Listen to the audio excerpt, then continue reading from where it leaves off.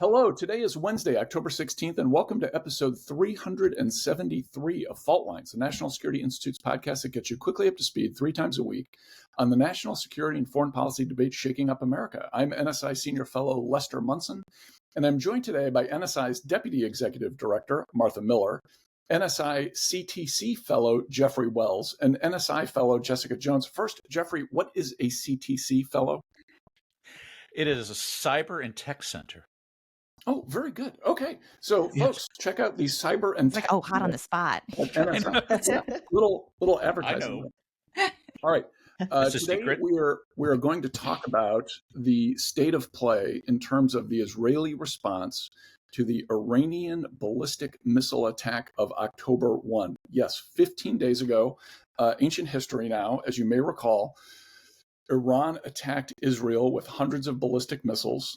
The vast majority of which were shot down by Israel and allied partners, some of which have not been totally revealed.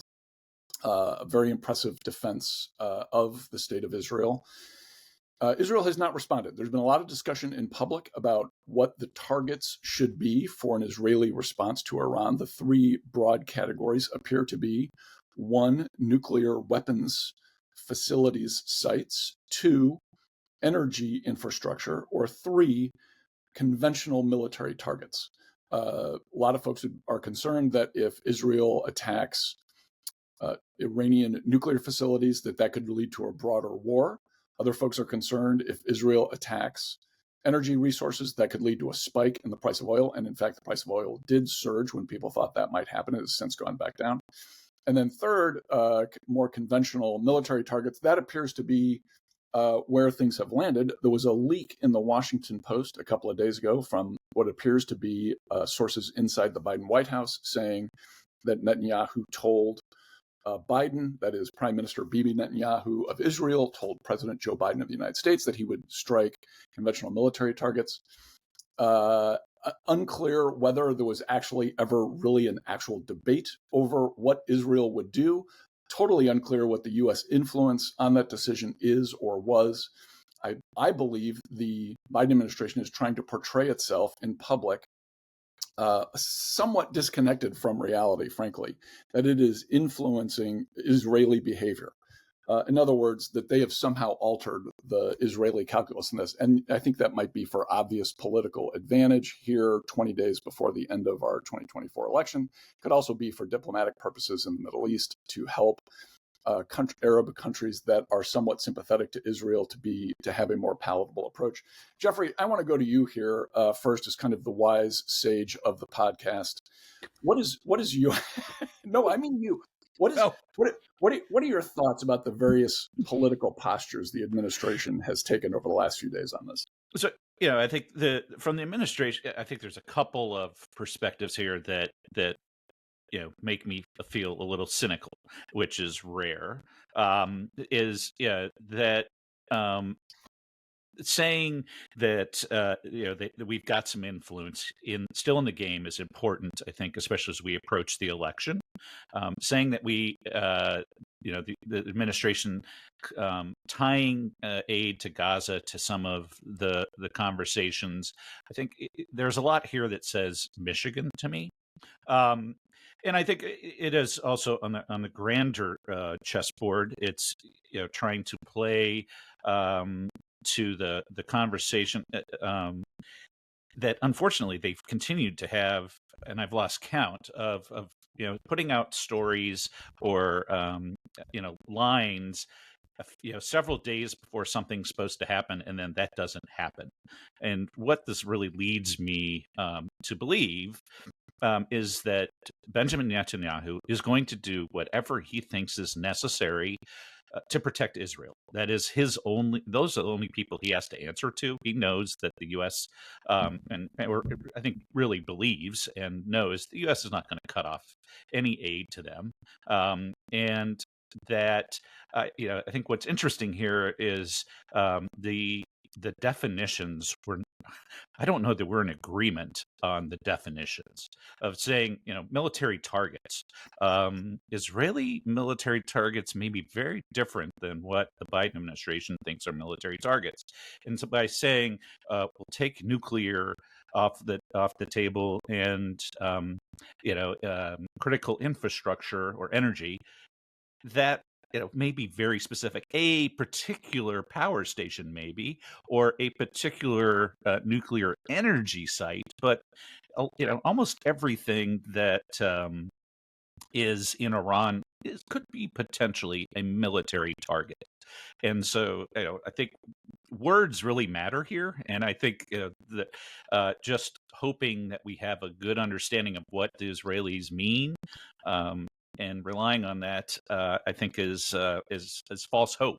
And I think maybe we even understand that, the administration even understands that, but that maybe they're doing it again with some false hope of saying, let's put this out here 20 days before the election and hope that this doesn't hurt us when come November.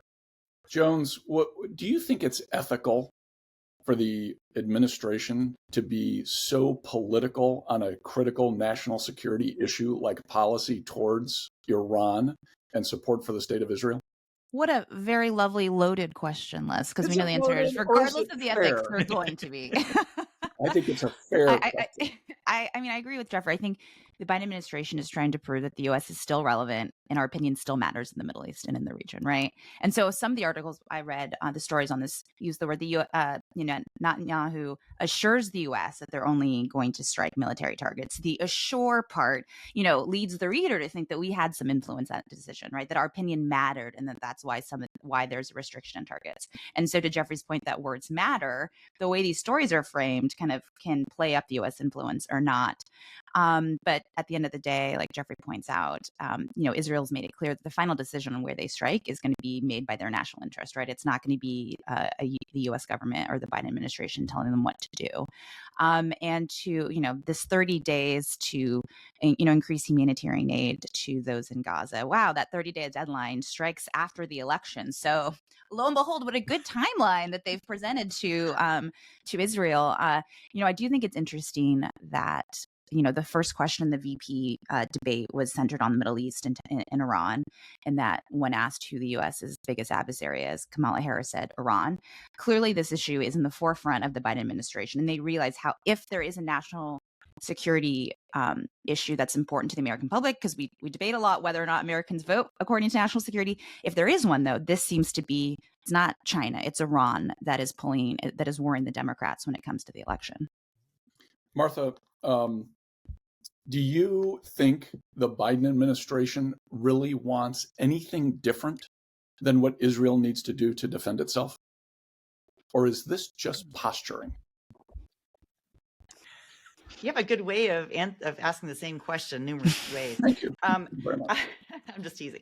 So, I think that what everyone has said is spot on, that this is a way to try to placate various constituencies and make sure they have set out a marker for those constituencies leading into the election. Look, the United States has been a steadfast ally to Israel for decades.